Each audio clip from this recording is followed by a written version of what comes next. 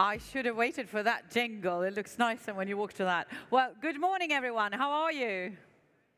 Are you tired today? How many of you have been here for 3 days to WNE 2025? Oh my God, all of you. Thank you for coming. We are the best people in here because I think we are the most energetic ones. The other ones are out there or actually sleeping still in the hotel rooms, maybe. So excited to see you. The third day, the last day, but probably the best day, I would say, in a lot of senses. We have now coming up our first session of today. We're going to wrap up this day at 4 o'clock, but loads of things happening here, so stay here if you want energy. And not just nuclear energy, of course. We're going to have some energy here, and we're going to have a discussion, as you can see, beyond technology, engagement as a strategic enabler for success. And you are engaged. And we have a really engaged moderator. Give him a warm hand. Jessica Johnson, Communication Advocacy Director for Nucleareurope. Welcome up. Give her a warm hand. And you're going to take your panel up soon. Great to see you, Jessica.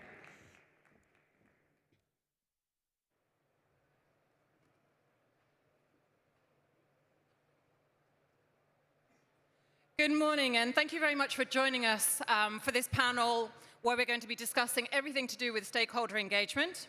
Before kicking off, I'd like to invite all our distinguished panelists to come up onto the stage, starting with Fredrik Holm, who is the Global Partnership and Mayor of Halden in Norway. Good morning. He's followed by Aline Descloiseaux, who is the Director of Nuclear Energy at the IAEA. Welcome, Aline. We then have Mr. Jan Panek, who is the Director for the Directorate for Nuclear Energy Safety and ITER at the European Commission. Good morning, Jan. Followed by Lydie Evrard, who is the CEO of Andra. Morning, Lydie. We have also Mr. Hideki Masui, who is the President and CEO of GIFE, the Japanese Nuclear Forum. Welcome. And finally, Mr. Loyisho Dayabashi, who is the CEO of NECSA. Good morning. So, for those of you who may not have read the brief beforehand, what is this event about? Well, essentially, we're going to be looking at the importance of inclusive and transparent stakeholder engagement in nuclear energy development and deployment.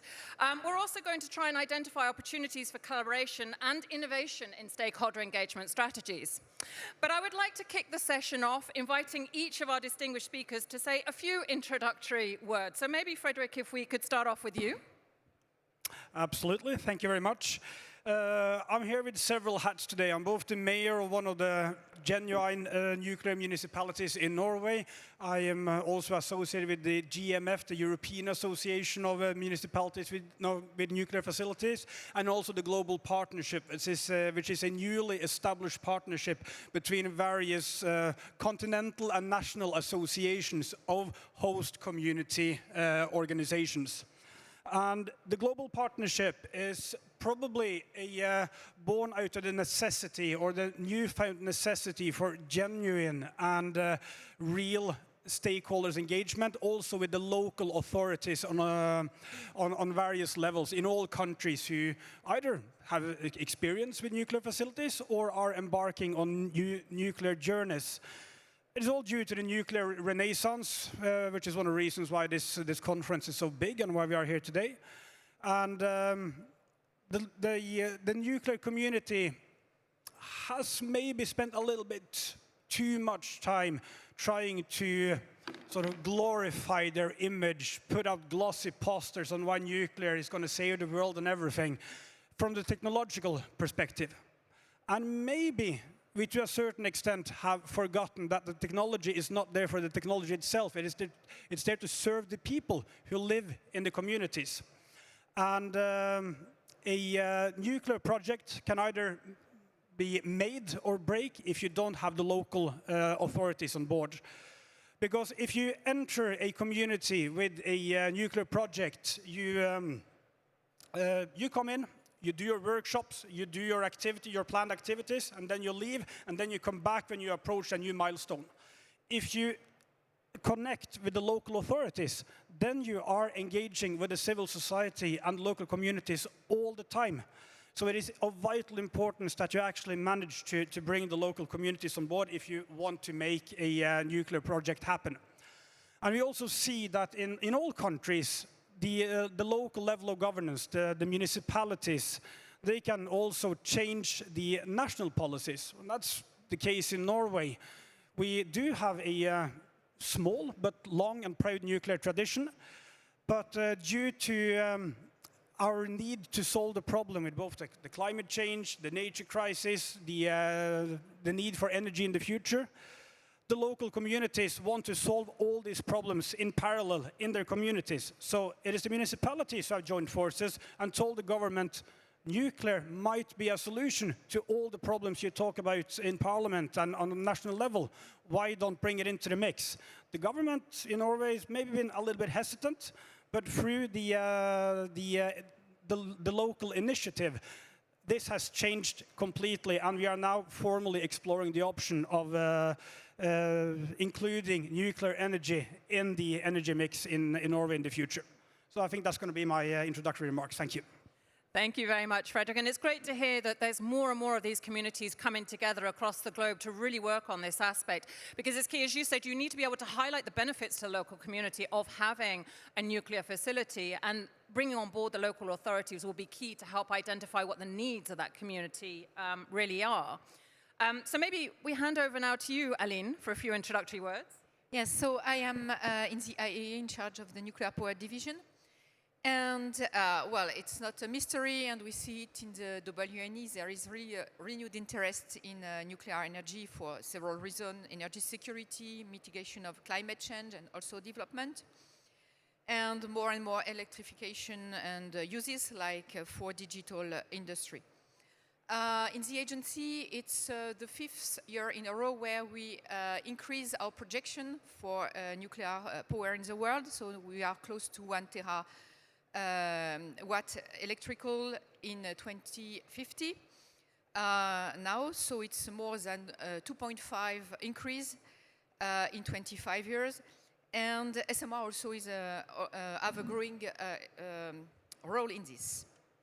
And we are at the center of the global nuclear energy conversation in the IAEA, and we engage with all countries, expanding countries, but also what we call newcomer countries, to support them into this energy transition, clean energy transition.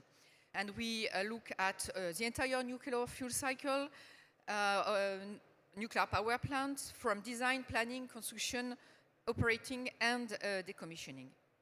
And we have milestones approach guidance. I hope that you know about it. But it's very useful. It provides a structured work frame into 3 different phases to help countries make informed decisions and develop infrastructure for nuclear power in a safe, secure, and sustainable manner. And we are working now with approximately 40 countries to develop their infrastructure, so it's really an increase in the last years.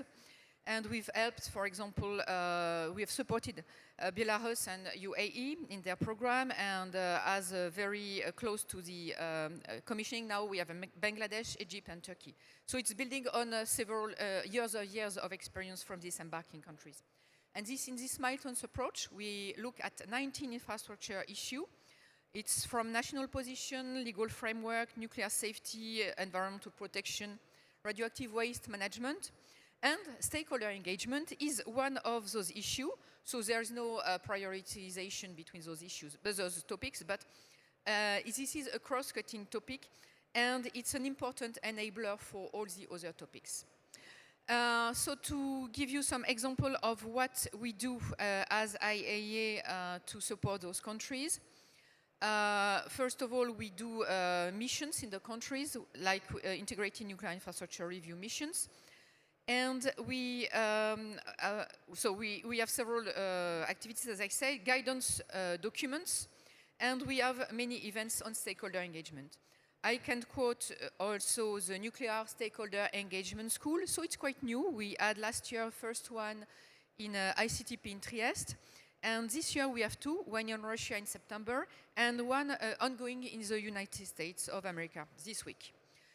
So more and more demand. We also have a stakeholder engagement advisory service, which is an independent expert opinion and advice. And we have several requests for this service, and we will pilot the first one in the coming months. And last but not least, we have had the first international conference on stakeholder engagement last May in Vienna. And we engaged 450 participants in person and 80 member states. So you can see that also this is a really important topic. And during this conference, we hosted, during half day, an event entitled Nuclear Communities and Mayors in Focus. It was the first ever gathering of communities hosting nuclear facility. 70 mayors and local government representatives from 26 countries. And yes, my neighbor spoke about it, the global partnership that we will host. We now will host every year one event in the IAEA to enable the global partnership to, maybe not only in Vienna, but to have the global partnership meeting every year and look at the progress they've made. Thank you. Thank you very much, Aline. And indeed, we're seeing, I mean, for you, you really play a key role in terms of bringing the different countries together, the sharing of experience. And you must have a significant amount of work on your plate today with all these newcomer countries globally, but also even in Europe, we've got countries who are now not being nuclear countries up until today. But maybe, Jan, you can share some thoughts in your introductory statement on that. Thank you, and good morning, everybody. It's good to see everybody here, and I hear also the buzz from the rest of the exhibition, which is a bit of a testament to the trends in the nuclear industry worldwide that we see. And Aline was mentioning the projections of the agency, which show a steady growth. In Europe, for those who may not come from the EU, a quick overview. Nuclear represents around 23% of EU electricity, and together with renewables, it contributes to the decarbonization policies and the efforts of the EU to provide energy in a sustainable, low-carbon way. It's about half of member states that actually generate electricity with nuclear in their energy mix, but it's actually practically every member state of the EU that one way or another consumes electricity that was produced in nuclear reactors. So that shows how nuclear is important for Europe. The total capacity of reactors in the EU is just below 100 gigawatts of electric at the moment.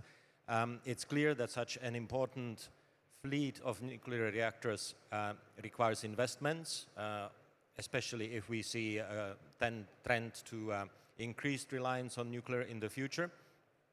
So we have earlier this year published a paper that we regularly publish in a period of several years, so-called PINK. Some of you may have attended the presentation of that document that we organized here at the WNE, actually in this room, I think, on the first day of the conference. For those of you who missed that, I will not repeat on what I will not redo the presentation. I will only encourage you to look at the document on our web pages, but it's a document that looks actually at the investment needs in the nuclear sector going forward up to 2050, taking into account the declared plans of individual member states. When we add up the numbers of individual member states, we see that the installed capacity in Europe would also grow, so again aligned with the overall global trend that Aline was referring to. But we also see that as much as the volume of investment, the money part of that investment that will have to be expended is substantial, money alone will not be sufficient for make those investments happen. And in the PINK document, we have also looked at the enablers of such investment, and public engagement, public acceptance, the role of communities is actually, local communities, is actually one of those enablers. All the more so if we realize that many of the investments, large part of the investments, will have to go into new installations. Installations that either will use existing sites for new reactors but in many cases also installations that will go in locations that have not been in the past associated with nuclear, either in member states that already are nuclear but will be exploring new sites, or in member states that have not been using nuclear so far. In all those cases, even more than in the case of just prolongation of the lifetime of existing installations, the attitude of the public will be key, and the capacity, the ability of the operators, but also of the public authorities to engage with the local communities will be crucial.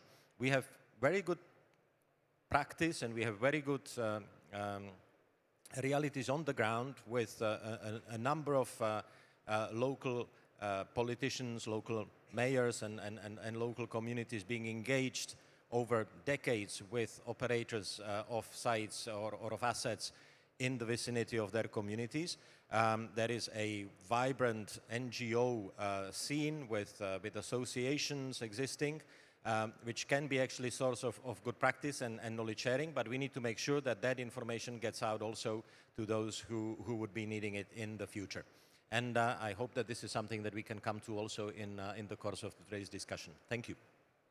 Thank you very much. And I mean, as you say, the Nuclear Registrative Programme shows a really ambitious target in terms of installed nuclear capacity in 2050. And it links back a bit to what Frederick was saying. If we need to have the stakeholders on board, because they could, if they're not on board, significantly delay projects. Staying now with Europe, maybe if we hand over to you, Lydie, with a bit more of an overview from France. Thank you very much, and good morning, everyone. Maybe just before starting dealing with public engagement, I would like to recall ANDRA's main missions. So ANDRA is a French national agency for radioactive waste management. That means that we deal with all long-term waste management activities in France, dealing with different kinds of waste. ANDRA is a national agency. That means that we act on behalf of the state for major projects such as the Deep Geological Repository. For us, as an operator in the field of radioactive waste management, it's just vital to address the public engagement issue. Otherwise, we could not manage anything.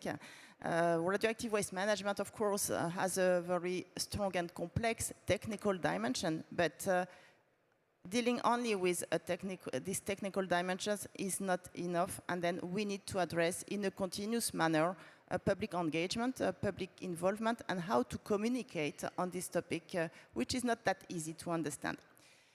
As of today, there are some waste disposal facilities in operation. There are 2 disposals in operation in eastern France for very low level and intermediate level short-lived waste. And there is a third one, which is currently in the closure phase in Normandy. So there are existing disposals, and in addition to that, we have a project that is aimed at dealing with high-level waste and with a deep geological repository. So this is the overview of what we have in France in terms of radioactive waste facilities and projects. As I mentioned earlier, there is this key dimension linked to how to engage the public in general, I would say, in this topic. We have a wide range of activities. First, we are very much engaged at local level because we need to explain to the local communities what waste management is about. I think this is not something obvious. And of course, there are some questions or even concerns regarding long-term safety. And this is why we need to have this continuous activity with our local communities. For this, ANDRA has developed different actions. For instance, through our engagement in national public debates. So that's something specific in France. At some key milestones, France can organize national public debates. And for this, of course, ANDRA has an opportunity to explain and to provide further information or more detailed information regarding our project. This happens at some very specific milestones, of course, not every year, but this is something very visible, and that's a key, let's say, tool for Andra to explain our project. There are more, I would say, continuous activities at a local level with different processes to involve the general public. For instance, before a license is granted, there is a public inquiry, and that means that we open the floor to questions and then for us to provide more information as needed. So there is a well-established process, and that has been the case now for more than 30 years. This is included in our regulatory framework. There is a strategic roadmap for radioactive waste management as a whole in France, and this leads to some regular opportunities for the public to get information and to ask for questions. So this is a continuous process, and this is what I would like to underline, a continuous process, an open dialogue with different kinds of audiences, experts, but local communities with different concerns or even questions. So that's how we combine different tools so that we can provide in a proactive manner information on a very regular basis. Thank you. Thank you very much, Lydia. And very much we often focus on answering the question, what about the waste that comes from the public? But we often forget that we need to engage with the local communities that are going to be hosting these facilities, and look forward to hearing a bit more about that later on in this session. But let's now go to countries outside of Europe. And if we could maybe hand over now to Mr. Masui to give us a few insights from Japan. Okay. Good morning, and thank you for having me. To explain the status of nuclear power in Japan, I'd like to first share 3 numbers. That is 14, 1, and 21. The first number is 14. The 14 is the number of the reactor which are now up and running in Japan after safety upgrade work. And currently, the nuclear power accounts for the approximately 10% of Japan's power demand.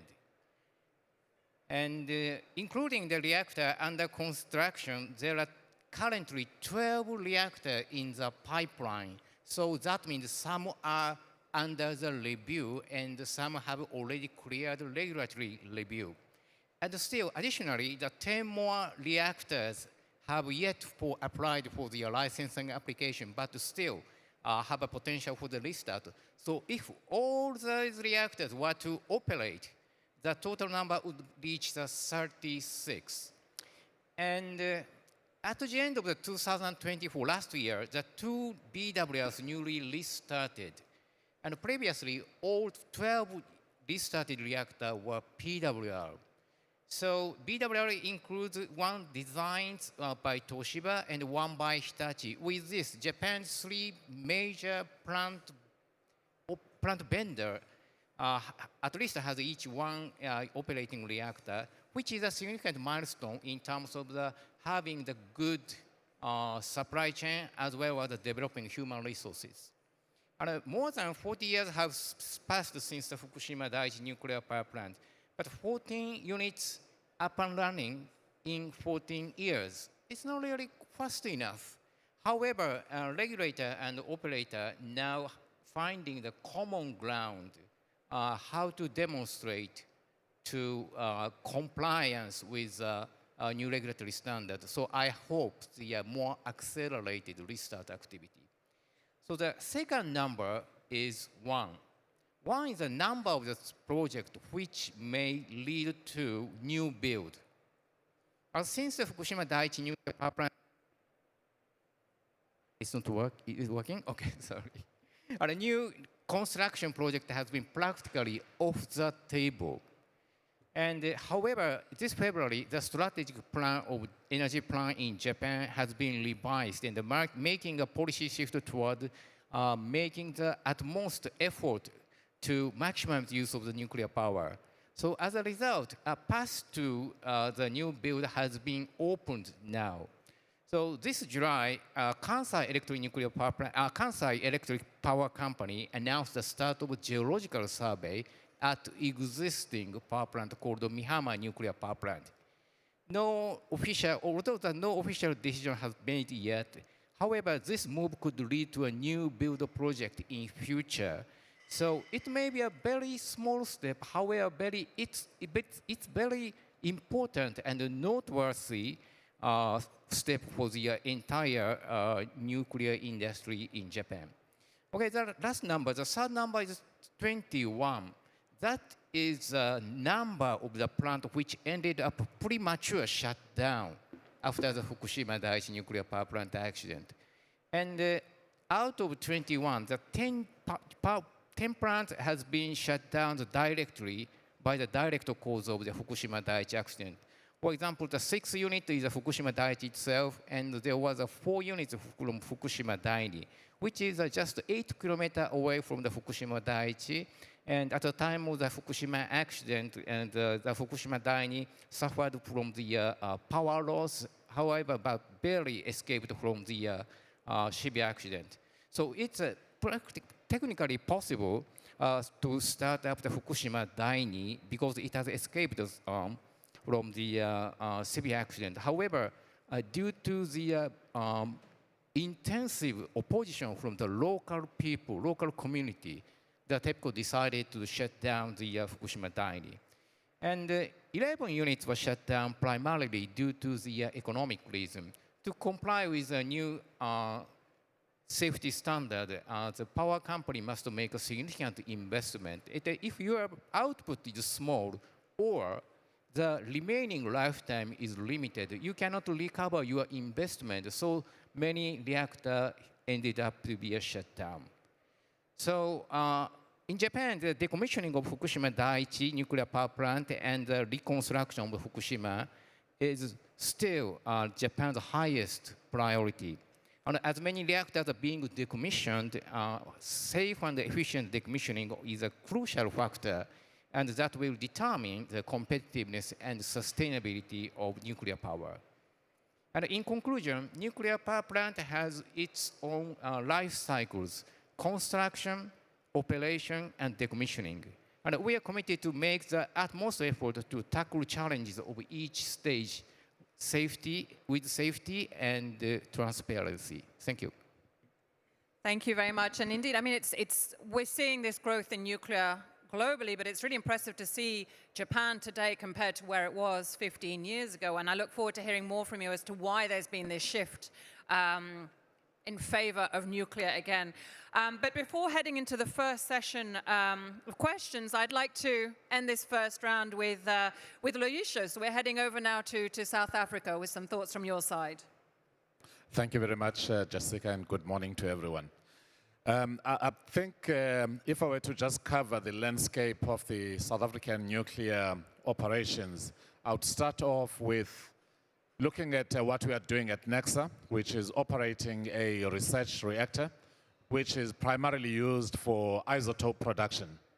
And these isotopes are really life-saving isotopes because they are used mostly in the medical field. We are one of the top 4 producers in the world, competing with great companies and great countries. Also, we use these isotopes in the industrial sector for non-destructive testing. That is very good because it's starting to show the application of nuclear technology in different applications than the normal use in electricity. And that is very important that we need to grow that going forward. As well as the applications in agriculture, we've started collaborating with our research council in South Africa to see how we can use these in ensuring that we've got drought-resistant crops and the effect of animals on the crops themselves in terms of how we can use them, especially the mosquitoes, sterile insect program, and all that kind of stuff. So there is a very big use of nuclear technology in those applications. But if we are to look now in terms of where we are and where we're going in that particular space, is that we are trying to increase the footprint, because we know that even with the cancers that are being treated today with the isotopes, there is predicted to be a growth in those type of cancers, and they require more isotopes. So our research is really focused on isotopes that can help combat the devastating effects of cancer globally. And I think that if we move now from isotope production to the other part, which is run by ESCOM, which is nuclear power plants. ESCOM is our utility, doing a great job of running these 2 units since 1984. Very good, sterling track record in terms of safety and operation. However, there is also a recently published electricity plan which talks about an additional 5,200 megawatts on top of the 1,800 that we currently have. Currently at about less than 5% of the capacity in terms of the share of nuclear, and this should take it just above 5% going forward. It talks to the tripling effect that many nations across the globe are looking at and targeting. So if you look at 1.8 and we're adding 5.2, it's very close to that tripling effect. And we're looking at the fact that this will go and become bigger and better post-2039. The third aspect is around waste disposal. Another sister company, National Rad Waste Disposal Institute, they went to visit Andra in France on Monday, very much in awe in terms of what is being done there. We are looking at innovative ways of storing waste, all low-level waste, intermediate-level waste, as well as the final repository for the used fuel, both from research reactors, which we run at NEXA, and fuel from the power plants program. Very important that these programs are looked at in view of what is coming. So on the research reactors, the government has already given us seed funding to continue with the work on the research reactor, which will ultimately replace the currently operating one well beyond 2040.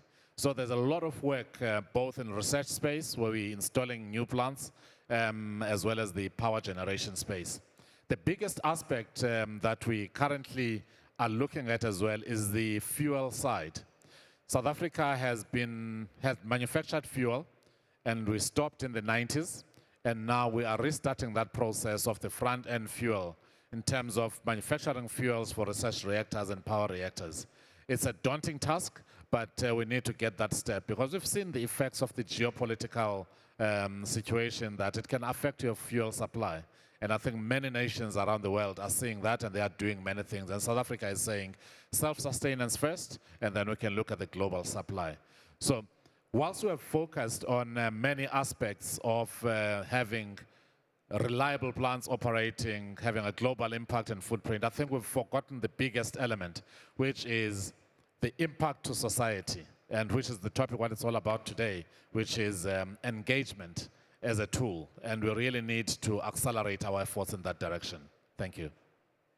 Thank you very much, Loyiso. In a way, you've kind of summarized all the points that some of the others had made, but what was really interesting is that you were highlighting the fact that nuclear is not just about power. It has all these other applications, and we potentially don't communicate enough about it, because it brings a lot of benefits to society, not just in terms of providing the electricity that they need, but vital medical treatments, crop, agriculture, etc. So it was really good to get that overview from you. But maybe come back to one of the points that we've already touched upon, and I'd like to head over to you, Lydie. Looking at waste, so given that there's only a few areas in France that currently host or will host radioactive waste management facilities, how do you ensure good integration of the projects at local level with the support of stakeholders? Thank you. Thank you very much for this question, which is a key point for all Andra's activities. First, if I had to summarize, I think we used different tools, a combination of tools, to make sure that this integration can be conducted as well as possible. Communication is key in everything. We need to explain how our disposal facilities operate, to explain the measures implemented to ensure long-term safety, in particular for the post-closure period of time. We have to maintain a constant dialogue, and this is what we do with regular meetings at local levels in a transparent manner. I think there is a key word in all what we can do on our activities, is to make sure that we are transparent in the way we communicate to our different audiences. That means that we need to be open to listen to different questions and then to answer in a very transparent manner. This is key because this is how we can build confidence in the long term, and this kind of relationship is just essential in making people, let's say, accepting the implementation of a facility. When there are new projects, we have ad hoc activities to inform the public. That can be through public inquiries, but with dedicated meetings. For instance, we are in the process of the licensing process of for CGO. We are taking a lot of time and we are dedicating a lot of efforts to present the project at different levels, so dozens of meetings. I'm talking about dozens of meetings at the local level so that people can understand and ask questions, technical questions. So in short, this is how we manage with this kind of good integration to make sure that with the combination of different tools, we are able to reach different audiences and to answer different questions so that people can at some point accept or even support the project, because there are some local representatives that are very supportive of our projects. Thank you. Thank you, Lydie. And maybe we head over to you now, Frederic. So we're seeing cities are actually now starting to show an interest in nuclear. What more do you think needs to be done in order to bring these different stakeholders on board? I think it's really important that you try to find all the critical voices, you identify the pitfalls, and you invite them to the table. You don't wait for the criticism to come to you. You approach it and you face them head in the eye and you meet them with respect, validation, and openness. And you admit that when it comes to nuclear projects, as with all big projects, there are trade-offs. Be honest about trade-offs. Some problems can be solved, then explain how the problems are to be solved, and say, and if the problems can't be solved, say, this is one of the things we have to accept as a loss, but we get so much in return, and be honest about this. And all voices are important, but in all the local communities, some voices are more important than others. There are some voices that you need to have on board if you are to succeed with a project, either it be a housing project, closing down a school, or building a nuclear storage facility. So you need to contact your local politicians who know the local communities, and then find which people do we need to engage first and who is it critical that we get on board in the process quite early. Not necessarily to get them to support you, but to acknowledge that the guys who are running these projects are decent people. I totally agree with the project. I hope they fail, but they are talking to me, and they're actually quite nice people that give you a lot of support in the long run. Thank you, Frederic. And indeed, I mean, bringing on board the local politicians is key because they can really enable that conversation with the local community. Coming to you now, Jan, I mean, we've seen a lot of people are talking positively about nuclear in general today for a variety of different reasons. Is the European Commission also seeing a shift in opinions towards nuclear from the member states? Yes, of course we do. I was just distracted in the good sense by what Frederic said, because I started thinking the shift that we see, is it actually stimulated by the shift that we see in the local communities, or is the shift in the local communities actually responding to the fact that at the national level there is a re-evaluation? I don't know, it's a chicken and egg question, but it's a fantastic question maybe for another debate. But to respond to your question, Jessica, yes, we do see a shift in amongst member states. I started in my job 4 years ago, and very soon I came to see the group of member states that were using nuclear, 12 member states, getting together in the margins of important political meetings in what they called Nuclear Alliance. And for a year or two, this was a gathering where they would exchange amongst themselves views on the role of nuclear, on their national policies, etc. By now, these meetings are much larger. They involve also, they still take place ahead of each Energy Council meeting in Brussels, for example.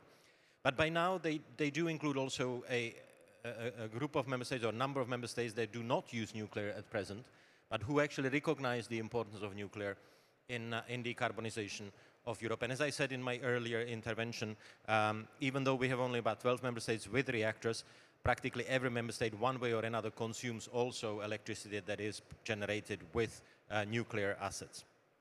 So we see that shift very clearly.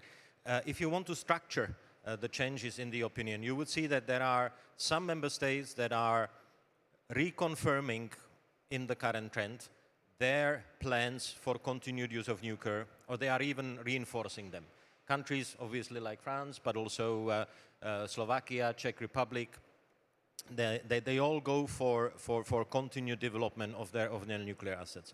But then you have also a group of member states that have by now reassessed, or are at least in the process of reassessing, their earlier decisions to phase out nuclear. Countries like Belgium, countries like Sweden, that have actually decided that they will not want to anymore phase out nuclear and rather rely on it in the coming years more than they planned before. And then you have the new entrants. Then you have member states that actually are coming completely from outside of what you can call a nuclear club, and they are saying we want to include nuclear in our future portfolio because we see that the combination of nuclear and renewable is the best way to decarbonize and meet our European ambitious targets. Countries like Poland, very strong presence of Poland here in the exhibition this year. And then there are countries that maybe have not yet made such a decision decisively, but they have a public debate ongoing. It was very interesting to hear that also in Norway there is a starting policy or public debate. But within EU we have countries like Estonia that are actually looking at options involving nuclear. Many of these discussions are looking at nuclear beyond the standard large-size nuclear power plant installations. They are looking at SMRs as a future technology that could also help decarbonize not only electricity generation but also heat production, etc. And importantly, we also see increasing discussions and shift in the opinion on waste disposal. Lydie was speaking from the experience of France that has a long-standing policy, but we see more and more member states realizing that if you want to continue relying on nuclear, you need to have a solution for the whole life cycle. So also for waste, and actually for the whole back end, not just waste, but also decommissioning. And then there are also increasing discussions amongst member states about the front end as well. How do we actually make sure that if we continue relying on nuclear, we do have also the capacity to supply our industry and our nuclear power plants with fuel, with technologies, with components, with spare parts, without dependence on unreliable partners that proved to be detrimental to us in recent past. So quite a lively debate on a number of fronts in member states. Thank you. Thank you, Jan. And I think probably we would need an entire day if we were to go through each country in Europe as to where the shift has come from and what really matters to them. But I'd like to come over to you, Hideki, to kind of hear a bit more about, I mean, given Japan's return to nuclear, can you say a few words about how you're working with the stakeholders so that you can bring the public on board with these plans to relaunch nuclear? Okay, first of all, I'd like to share with you the current status of the public support for the nuclear power. Right after the Fukushima Daiichi nuclear power plant accident, we have experienced the rock bottom status. That means a very, very limited number of the people support nuclear power. And over the long period, we can see the gradual recovery of the public support. I think that there is several reasons behind this shift. The first one is energy security concerns coming from the Russian invasion to the Ukraine. And also the Japanese people are experiencing the sharp rise in energy prices. And also this, the expected growth electricity demand over the future coming from the AI and the data center. All of these factors encourage the Japanese people to have more realistic and balanced view of the nuclear energy in Japan. And of course, there is no magic formula for regaining public trust. However, I believe education has the key.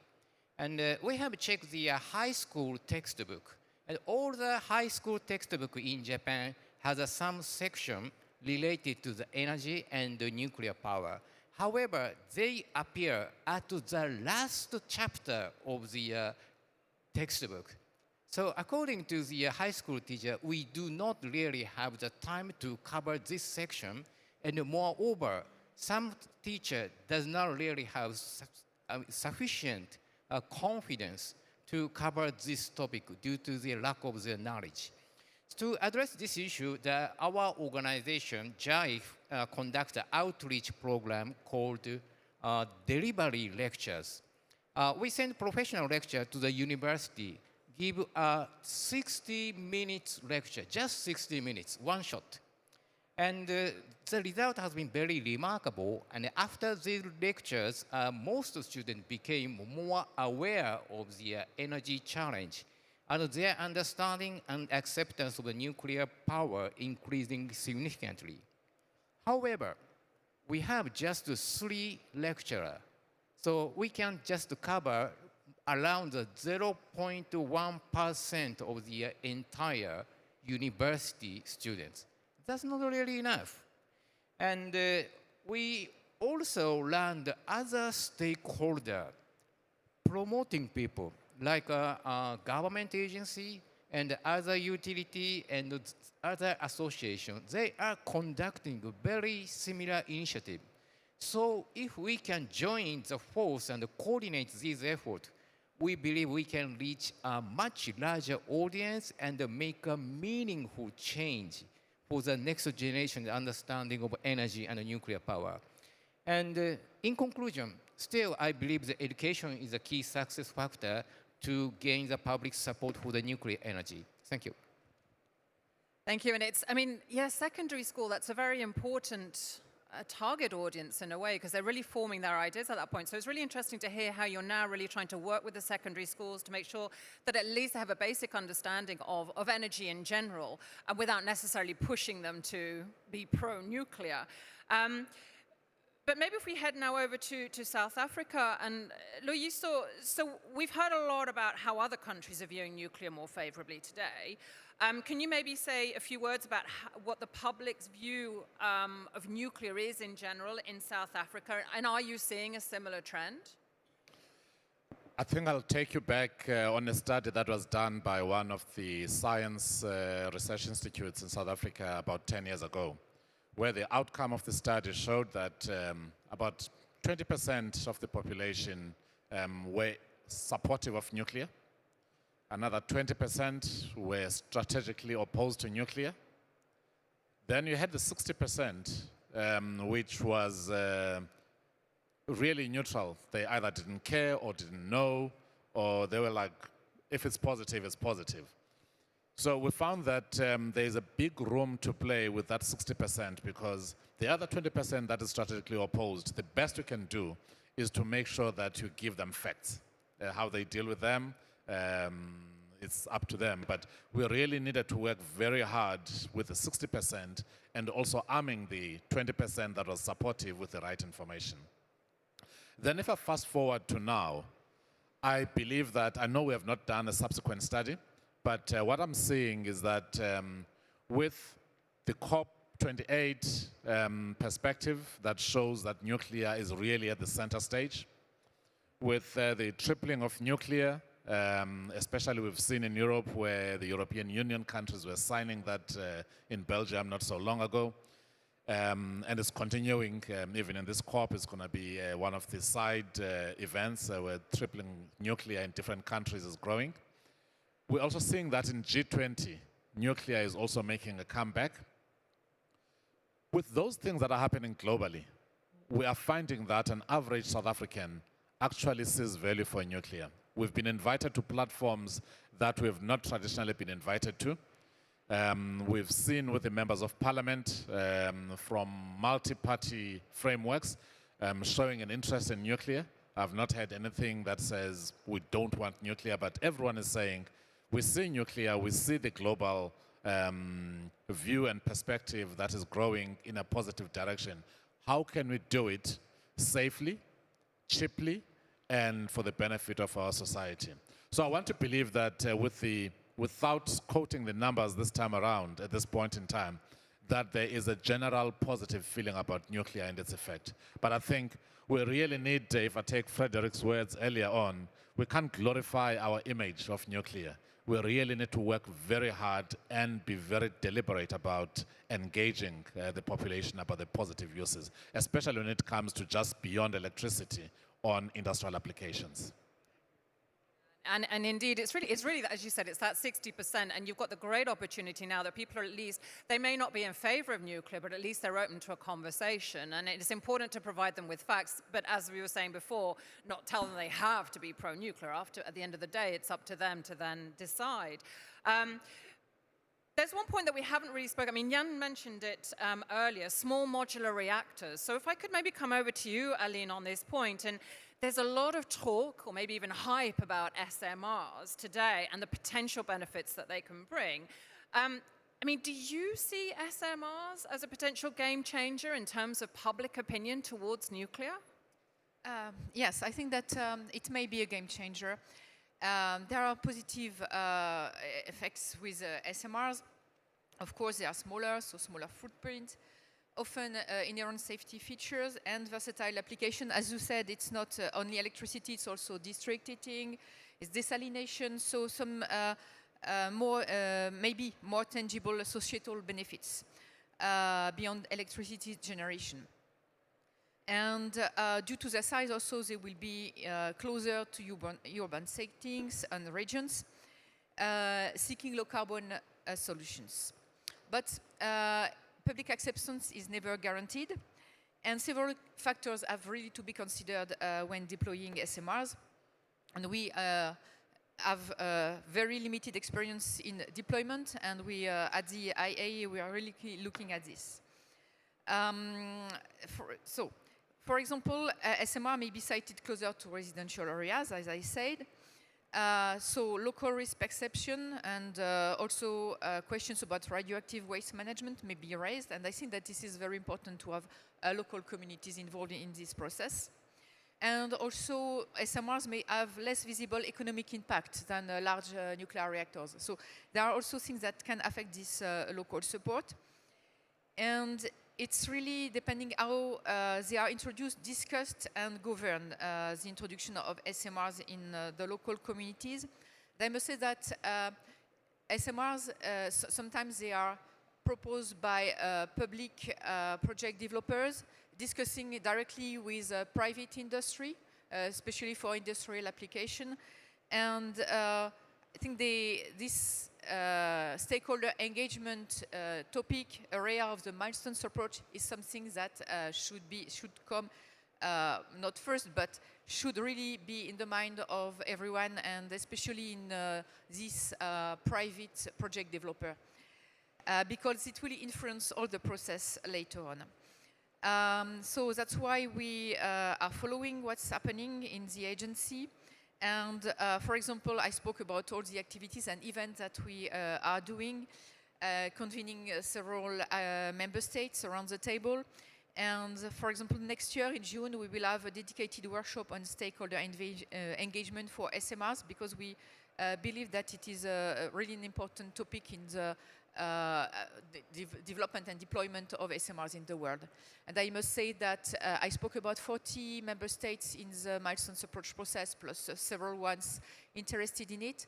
And most of them have in mind, some have not made the decision between large and small modular reactors, but most of them have in mind to deploy SMRs also in their nuclear power programs. Thank you, Aline. And indeed, as you're saying, I mean, our SMRs could potentially be sited closer to the public, and so we need to get it right from the very start when it comes to stakeholder engagement. Maybe, Jan, coming back to you. So, as we've seen, public opinion and government support for nuclear is changing in a positive way, particularly in Europe. I mean, has this shift influenced EU policy? And if so, could you give a couple of examples?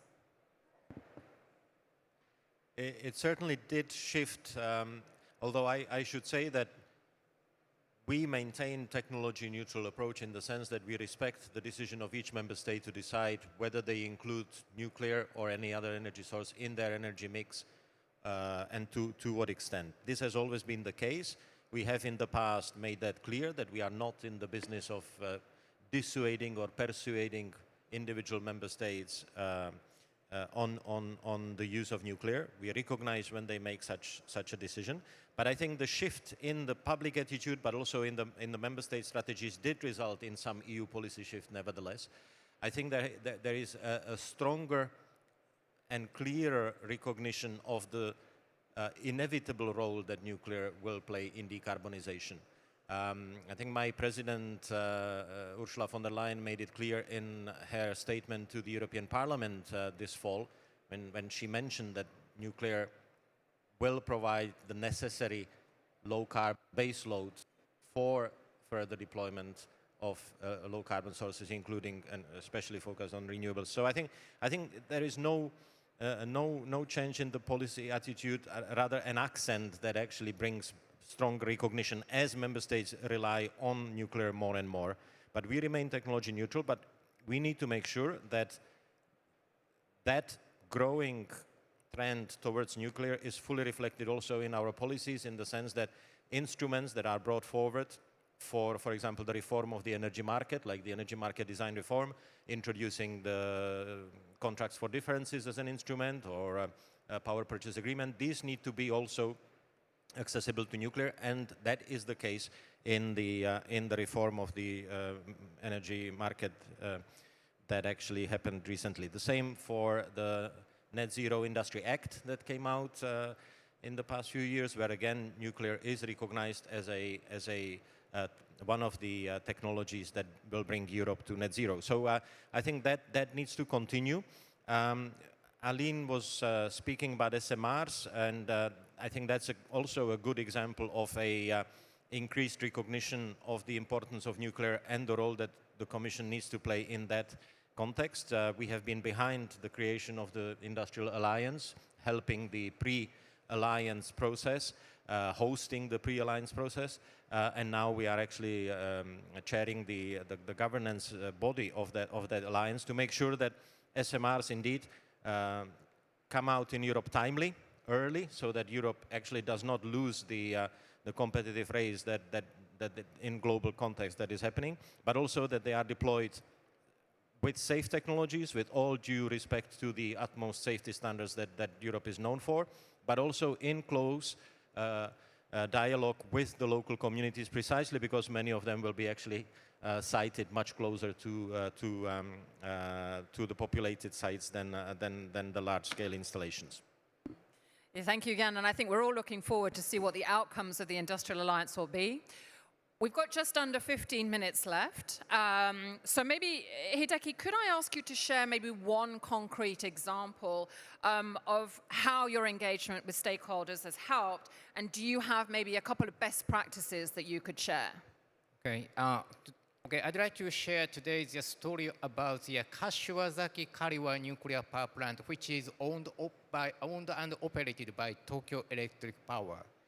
And that plant, well, actually, there is around the Kashiwazaki-Kariwa area, there is a council called the Local Council to Securing Transparency, which is established in 2003.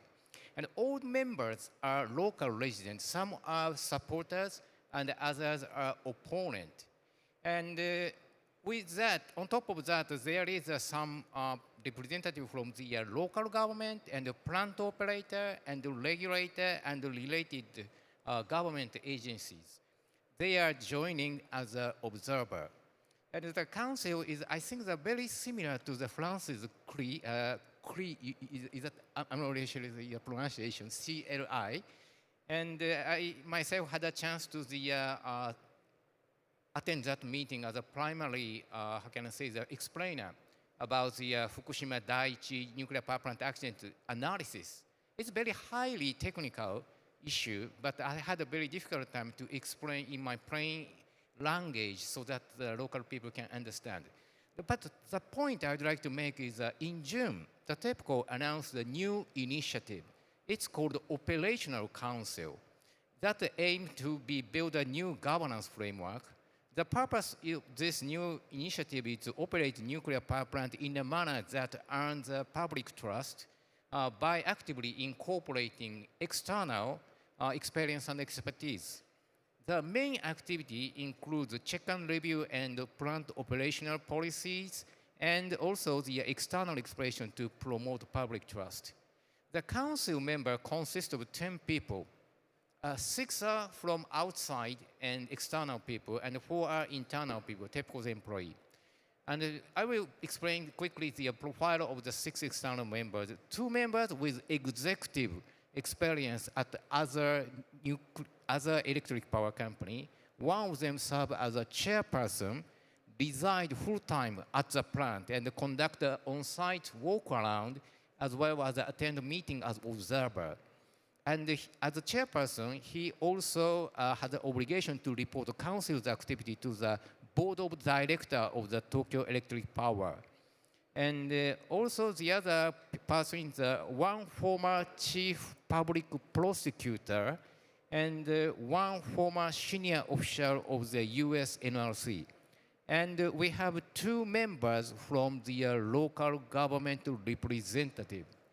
So the council's activity will commence after the restart of the Kashiwazaki unit number 6. So it's actually too early to say this is the best practice. However, at least this is a noteworthy initiative in terms of the stakeholders' engagement. Thank you.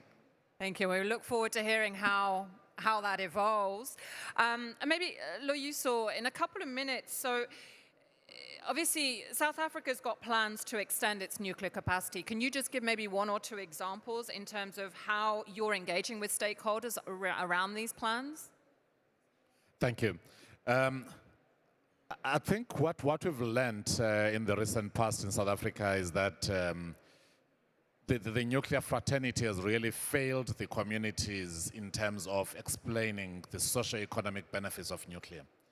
And we've gone back now to the basic principles in that whilst we have structures like the public safety information forums that we hold quarterly, both for the 2 facilities of research reactors and power reactors, one of the key things that we raise and demonstrate is not only about safety, it's really about the public benefit and socio-economic benefit.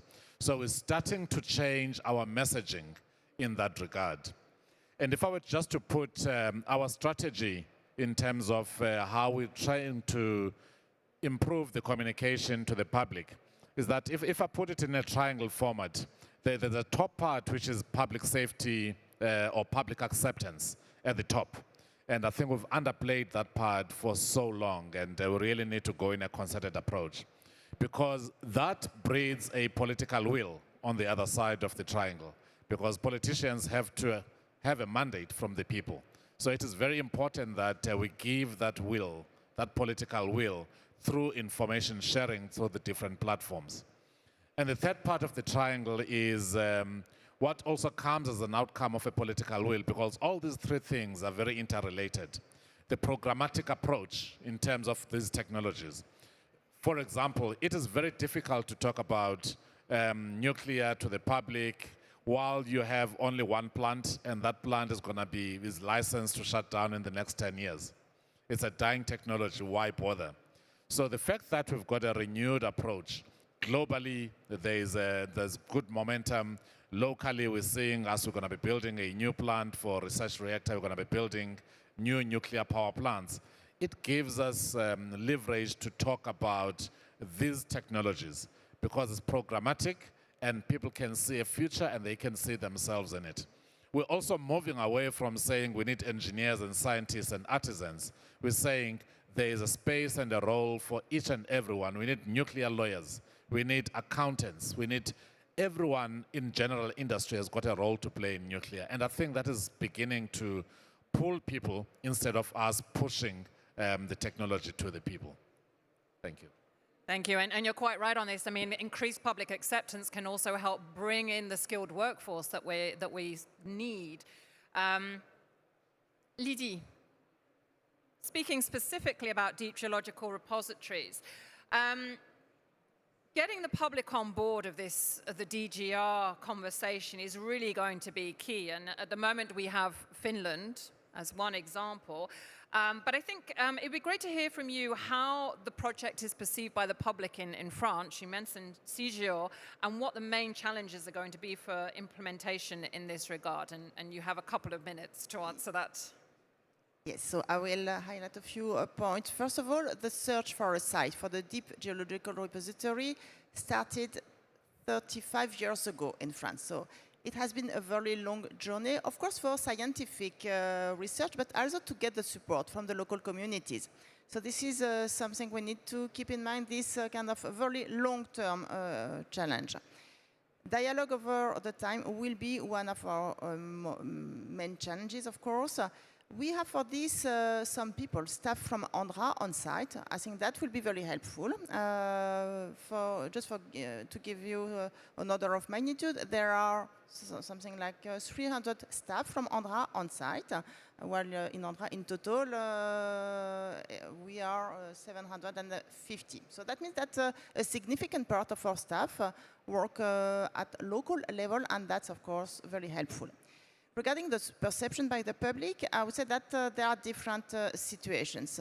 We conduct surveys to have some feedback from this perception, and there are different approaches. The closer the public is, in fact, the better they understand the project and the better they consider the project. So I think this is not just one single public. There are different kinds of public. So the perception is very dependent on the level of information we can provide to the public directly or at national level. Our challenge is, the main challenge, I would say, will be to keep this dialogue, this very close connection with the public over time. We are talking about decades before the project can be implemented and developed, and I think that will be the main challenge. Thank you, Lydia. And you made a very important point there. It's not, stakeholder engagement is not one shot to get the project off the ground. It's really that long-term conversation that you need to have with the public. I'm heading to you now, Aline. And do you think men and women perceive nuclear differently? And if so, how can we address their different needs in terms of stakeholder engagement programs? Yes, so Jessica, thank you for the question. Yes, it's quite constant that surveys show for a few years now that men and women perceive nuclear energy differently. There is a gap between 10–20% between perception from men and women, except for a few countries. And so women are more concerned usually about safety, environmental impact, and waste management. And it's several factors like societal role or political party or educational level and so on. They have a large influence in men perception about nuclear energy, and in women less. So it's a very interesting result of the survey. And also about SMR, when we spoke about it earlier. This is also reproduced when we speak about SMRs. There are not a lot of study about it, but there was a recent study in Finland because they want to use SMRs for district heating. And in the Helsinki metropolitan area, 72% of the men were in favor of having SMRs close to their house, but only 40% of women. So this is something that I think we need to look at in detail and continue to work on this. We have already discussed about it, and we think that it is important to avoid one-size-fits-all messaging and really make tailored communication. It's important to continue to measure, survey, and interview focus group, and also meet stakeholders where they are, and having women speaking to women, and especially women from the nuclear industry speaking to women locally. And this is one of the roles of women in nuclear to do this. By understanding this, the gender-specific perception, it's not only just a matter of fairness, it's also essential for building public trust, achieving socially sustainable nuclear energy deployment. And we believe that we can foster more inclusive decision-making and enhance legitimacy of both existing and future nuclear projects. Thank you, Eline. And as you just confirmed, one size does not fit all when it comes to stakeholder engagement. And with just 2 minutes left, Frederick, you have the closing remark in a way, but coming to your home country, so Norway up until now has not really been open to nuclear. Do you see any potential for this to change in the future? And is the public at least willing to have a conversation? Oh, absolutely. And I would say it actually has changed already. One important message from Norway is that we are going to build a nuclear facility in the near future. We do have 17 tons of highly exotic waste placed literally in the middle of my town. We have to take care of it in a proper way. So we are going to build an intermediate storage, and we are going to find a solution for the final storage of this research waste. And on the back of that, we do see a renewed interest in potential new build as well. And the government is at the moment discussing and waiting for a report on the opportunities and the viability of nuclear power in the Norwegian energy mix.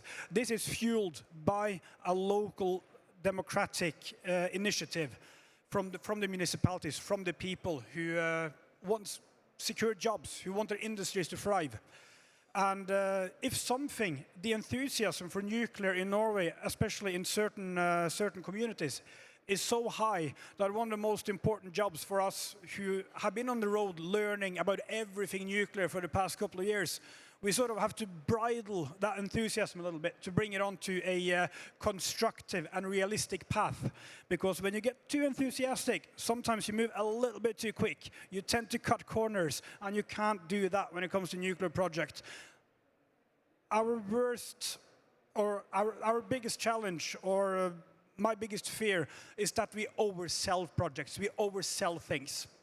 And if you oversell nuclear projects and you can't deliver, then you will lose the confidence of the people forever. So you have to be aggressive, you have to be visionary, but you have to be realistic and sober about the progress. Thank you, Frederick. In a way, you made a comment there that linked to the question that Jan asked earlier about the chicken and the egg. Here in Norway, it's the local communities that are pushing the government on this. And with 13 seconds left, few key words: honesty, transparency, engaging in conversation, highlighting benefits, tailored communication, and raising awareness, particularly at education. Thank you very much. A big round of applause to our speakers.